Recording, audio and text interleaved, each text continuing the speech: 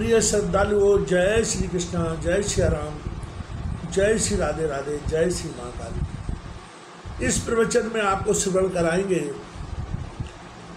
वृत्तासुर का वध, ब्रह्म हत्या के भय से इंद्र का मानसरोवर में छिप जाना, नहुस को इंद्र पद की प्राप्ति और नहुस की सची पर आशा। व्यासी कहते हैं, राजन, इस प्रकार वर पाकर देवता तथा मुनि वृत्तासुर के श्रेष्ठ स्थान पर गए। वहाँ देखा मानो वह दैत्य तेज से चमक रहा था।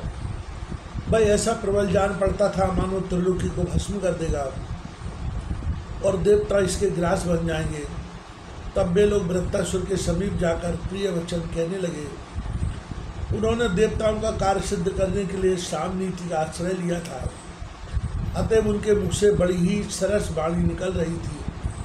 उन्होंने कपट भरी बड़ी ही मधुर तथा सरस वाणी से वृत्तासुर को संधि करने के लिए प्रसन्न कर लिया। उनकी बात सुनकर वृत्त ने कहा, महाभाग, सूखे अस्त्र, गीले अस्त्र, पत्थर तथा भयंकर वज्र से दिन में एवं रात में देवताओं सहित इंद्र मुझे न मारे। इस प्रकार की शर्त पर इंद्र के साथ संधि की जा सकती है, अन्यथा संधि बिल्कुल असंभव है। व्यासी कहते हैं, राजन, तदनंतर उन्होंने वृत्तासुर से कहा, बहुत ठीक, ऐसा ही होगा। इंद्र ने आकर सारी शर्तों को स्वीकार कर लिया। तब से वृत्तासुर इंद्र की बातों पर विश्वास करने लगा। उनके साथ उनकी मित्रवत बातचीत होने लगी। कभी दोनों एक साथ नंदनवन में चले जाते और कभी गंधमादन पर्वत पर, कभी समुद्र के तट पर जाकर बड़े आनंद के साथ घूमने लगते। इस प्रकार की मित्रता हो जाने पर वृत्तासुर के मन में बड़ी प्रसन्नता हुई। फिर भी वृत्तासुर को मारने की इच्छा इंद्र के मन में बनी हुई थी। वे उपाय ढूंढ रहे थे। उनका मन सदा उद्योग में रहता था, कोई ऐसा अवसर आ जाए, इस बात का अन्वेषण वे कर रहे थे। एक समय की बात है, इंद्र के प्रति पूर्ण विश्वास करने वाले अपने पुत्र वृत्त को संबोधित करके त्वष्टा ने उससे कहा, महाभाग, मैं तुम्हारे हित की बात कहता हूँ, उसे सुनो। जिससे एक बार बड़ा बैर हो चुका है, उसके प्रति कभी किसी प्रकार भी विश्वास नहीं करना चाहिए। इंद्र तुम्हारा पूर्व बैरी है। दूसरों से डाय करने की वृत्ति उसके मन से कभी अलग नहीं होती। लोभ से मतवाला होकर वह सदा द्वेष करता रहता है। उसके मन में सदा पाप बुद्धि बनी रहती है। दूसरों का छिद्र ढूंढना, द्वेष करना, कपट करना तथा अभिमान में चूर हो जाना उसके स्वाभाविक गुण हैं। बेटा, किसी प्रकार भी इंद्र के प्रति विश्वास मत करना। पुत्र जो एक बार पाप कर चुका है, उसे फिर पाप करने से क्या संकोच होगा। व्यासी कहते हैं, राजन, इस प्रकार की हितपूर्ण बातें कहकर त्वष्टा ने वृत्तासुर को भली भांति समझाया, किंतु मौत के सिर सवार हो जाने के कारण उसने उन बातों पर ध्यान नहीं दिया। एक समय की बात है, इंद्र ने वृत्तासुर को समुद्र के तट पर देखा। उस समय अत्यंत भयंकर संध्या काल की बेला बीत रही थी। तदनंतर महात्माओं ने जो वर दिया था, वे बातें इंद्र के ध्यान में आ गई। सोचा, इस समय भयंकर संध्या सामने उपस्थित है, इसे न रात माना जाता है और न दिन ही। अब इसी अवसर पर इस शत्रु को बल प्रयोग करके मार डालना चाहिए। यह बात बिल्कुल ठीक जच रही है। वहाँ निर्जन स्थान में यह अकेला ही मिल भी गया है। इससे बढ़कर उपयुक्त समय और कौन सा होगा।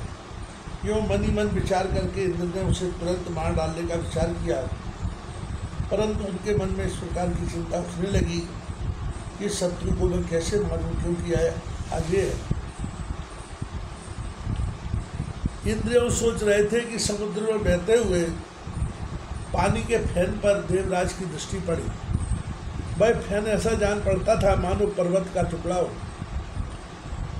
सोचा, यह फैन न सूखा है न गीला ही, इसे अस्त्र भी नहीं कहा जा सकता। फिर तो कौतूहल बस इंद्र ने उस फैन को हाथ में उठा लिया। साथ ही अपार श्रद्धा प्रकट करते हुए उन्होंने परमा शक्ति भगवती को ध्यान का लक्ष्य बनाया। चिंतन करते ही भगवती वहाँ पधारी और उन्होंने उस फैन में अपना अंश स्थापित कर दिया। भगवान विष्णु तो वज्र में प्रवेश कर ही चुके थे, उस वज्र को फैन से ढक दिया गया। इंद्र ने ऐसे फैनयुक्त वज्र को वृत्त पर फेंका, उसके लगते ही वज्र से कटे हुए पर्वत की भांति वह दानव एकाएक जमीन पर गिर पड़ा और उसी क्षण उसके प्राण कर गए। अब इंद्र के आनंद की सीमा न रही। शत्रु का नाश हो जाने पर इंद्र ने बड़ी प्रसन्नता के साथ देवताओं को एकत्रित किया और वे उन भगवती जगदम्बा की आराधना में संलग्न हो गए, जिनकी कृपा से शत्रु को मारने की सफलता प्राप्त की थी।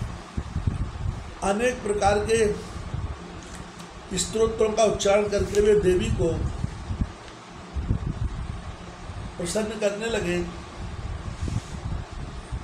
पद्मराग मणि से भगवती की मूर्ति बनाई, उसे अपने दिव्य उपवन में स्थापित करवाया और उसी में पराशक्ति की भावना करके देवी को प्रसन्न करने का सुअवसर प्राप्त किया। संपूर्ण देवता भी तीनों समय प्रातः, मध्याह्न एवं सायं विशेष रूप से देवी की अर्चना करते थे। तभी से भगवती श्री देवी देवताओं की कुलदेवी हो गई। घर बार उनकी उपासना अनिवार्य हो गई। फिर त्रिलोकी में सर्वाधिक आदर पाने वाले भगवान विष्णु की भी इंद्र ने पूजा की।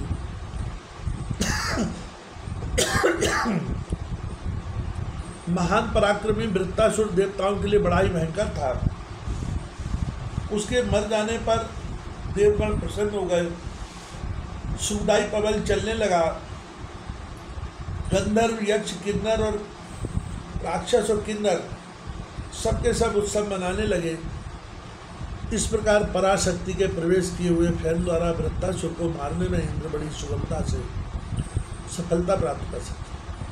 देवी ने पहले ही उस दानव की बुद्धि कुंठित कर दी थी। तदनंतर त्रिलोकी में यह बात फैल गई कि देवी ही वृत्तासुर का संहार करने वाली है। उन्होंने इंद्र के द्वारा इसे मरवाया था, अतएव इंद्र ने इसका वध किया है, यूँ कहा जाता है। व्यास जी कहते हैं, राजन वृत्तासुर की जीवन लीला तो समाप्त हो गई, पर वृत्त वध की हत्या भई के भय से इंद्र अत्यंत घबराए हुए अमरावती सुधारे। मुनियों के मन में भी आतंक छा गया था। वे सोचने लगे, इस शत्रु को मारने के लिए हमने यह कितना नीच कर्म कर डाला। निश्चय ही हमारे धोखे में पड़कर यह मारा गया है।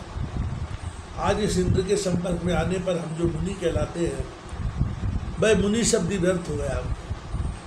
आज हम भी विश्वासघाती बन गए। पाप को पैदा करने वाली तथा अनर्थों की जननी इस ममता को धिक्कार है। पापियों को परामर्श देने वाला, बुद्धि देने वाला, प्रेरित करने वाला और समर्थन करने वाला भी पाप का भागी होता ही है।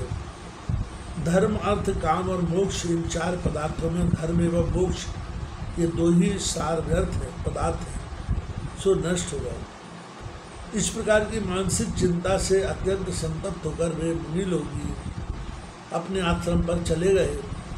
उनके मुख पर उदासी छाई हुई थी। भारत इंद्र ने मेरे पुत्र वृत्त को मार डाला है, यह अप्रिय समाचार सुनकर त्वष्टा रो पड़े। दुख से उनका हृदय संतप्त उठा। वे बार बार शोक प्रकट करने लगे। फिर अत्यंत शोकाकुल होकर जहाँ वृत्त की लाश थी वहाँ गए। उसे देखा और उसके पारलौकिक संस्कार की व्यवस्था विधिवत संपन्न की। उन्होंने जल में बैठकर स्नान किया, तिलांजलि दी और महान शोकाकुल होकर मित्रघाती पापात्मा इंद्र को शाप देने को तैयार हो गए। उन्होंने कहा, जिस प्रकार अनेक प्रतिज्ञाओं के प्रलोभन में डालकर इंद्र ने मेरे पुत्र का वध कर दिया है, वैसे ही यह महान दुख का भागी बने। यह ब्रह्मरेखा है, अर्थात इसे कोई टाल नहीं सकता। इंद्र को यो शाप देकर अत्यंत संतप्त हुए त्वष्टा सुमेरु पर्वत के शिखर पर चले गए और वहीं रहकर उन्होंने महान दुष्कर तपस्या आरंभ कर दी। राजा जनमेजय ने पूछा, पितामह, वृत्त का वध करने के पश्चात इंद्र की क्या दशा हुई। आगे वे दुखी भोगते रहे अथवा कभी उन्हें सुख का अवसर भी सुलभ हुआ, मुझे यह प्रसंग बताने की कृपा करें।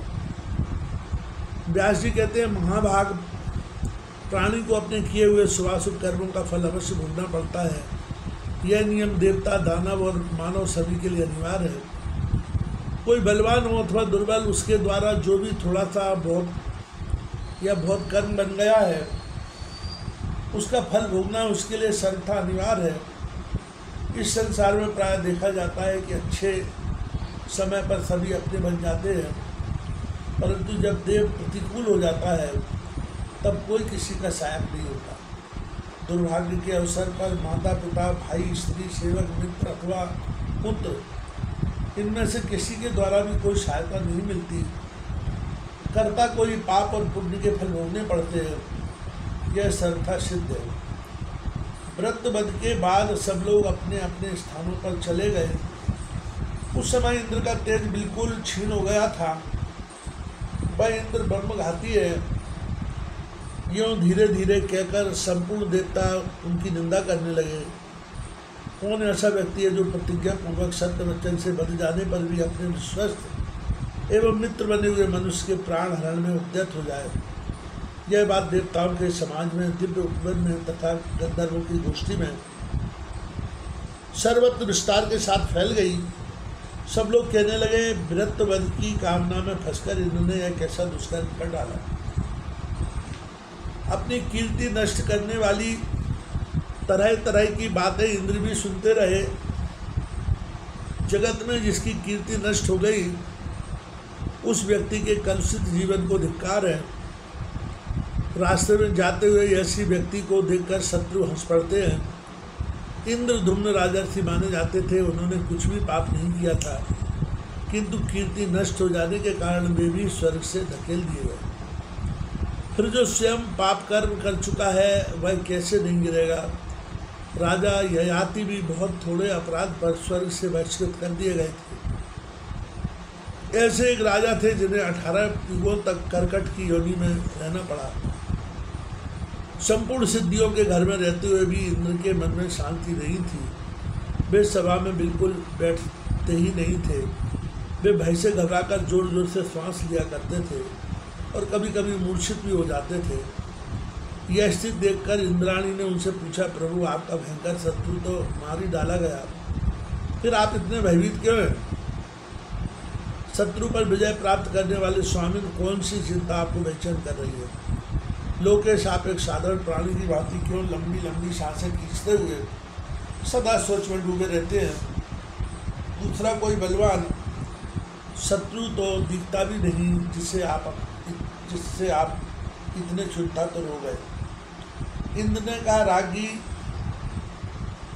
यद्यपि कोई बलवान शत्रु मेरे सामने नहीं है, तथापि ब्रह्म हत्या के भय से मैं इतना डर गया हूँ कि घर में रहते हुए भी ना मुझे सुख है न शांति ही। मेरे लिए ना तो नंदनवन सुखदायी प्रतीत हो रहा है और ना अमृत तथा ना यह देव प्रसादी। गंधर्वों के गान और अप्सराओं के नृत्य भी मुझे सुखकर प्रतीत नहीं होते। तुम जैसी सह-धर्मिणी तथा अन्य अनेक देवांगनाएं भी मुझे सुखी नहीं कर सकती। कामधेनु, गौ और कल्प वृक्ष से भी मैं सुख नहीं पा रहा हूँ। क्या करूँ, कहाँ जाऊँ, कहाँ जाने से मेरा कल्याण होगा? प्रिय, इसी चिंता से व्यग्र रहने के कारण मेरे अंतःकरण में आग धधक रही है। व्यास जी कहते हैं, राजन अत्यंत घबराई हुई अपनी प्रेयसी भार्या सची से उपयुक्त बातें कहकर इंद्र घर से निकल पड़े और मानसरोवर चले गए। भय से उनका कलेजा कांप रहा था। शोक के कारण उनकी शक्ति क्षीण हो गई थी। वे उस समय उत्तम सरोवर में जाकर एक कमल के नाल में छिप गए। उस समय इंद्र को कर्तव्य का ज्ञान नहीं रहा, क्योंकि घृणित कर्म करने से उनकी प्रतिभा नष्ट हो चुकी थी। वे जल में छिपकर समय व्यतीत करते थे, मानो सांप जीवन रक्षा के लिए प्रयत्नशील हो। उस अवसर पर उनका कोई भी सहायक न था। चिंता से व्याकुलता बढ़ गई थी। इंद्रियों में क्षोभ उत्पन्न हो गया था।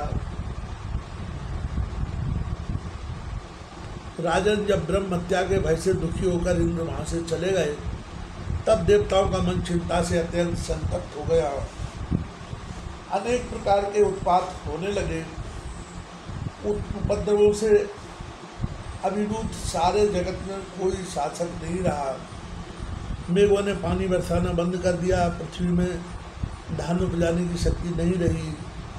नदियों की धाराएं टूट गई। तालाब बिना जल के हो गए। इस प्रकार की अराजकता फैल जाने पर संपूर्ण देवताओं और मुनियों ने परस्पर विचार करके नहुष को इंद्र पद पर नियुक्त किया। भारत यद्यपि नहुष धर्मात्मा था, फिर भी इंद्र बन जाने पर उसके मन में राजसी वृत्ति उत्पन्न हो गई। फलस्वरूप वह विषयों में आसक्त हो गया। एक समय की बात है, सची के गुणों को सुनकर उन्हें पाने के लिए नहुष के मन में इच्छा उत्पन्न हो गई। अतः उसने ऋषियों से कहा, मेरे पास इंद्राणी क्यों नहीं आती?